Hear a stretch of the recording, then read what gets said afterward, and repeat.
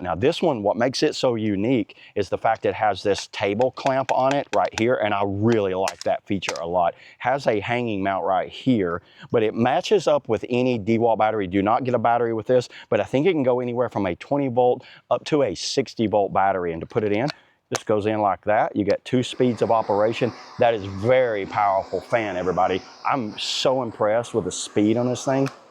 There's the second, so it's basically 2 operations, not much on it right there. Let me show you how the table clamp works. This is what I like. So if we're working here like that, see how I can turn that?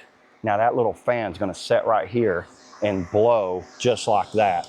And if you don't wanna use that table clamp, use that hanging mechanism. It's got a little hook right here so you can hang it up.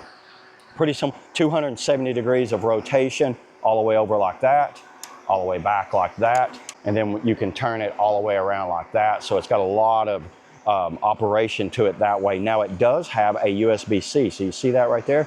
Let's check this out. You need a quick phone charger?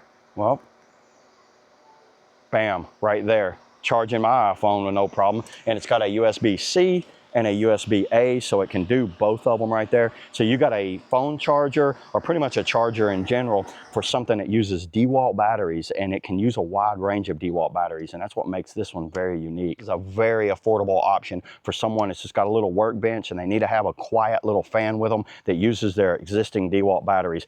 I recommend this. So yeah, there it is, everybody. That's all I got on the mini Dewalt fan. See you all in the next video.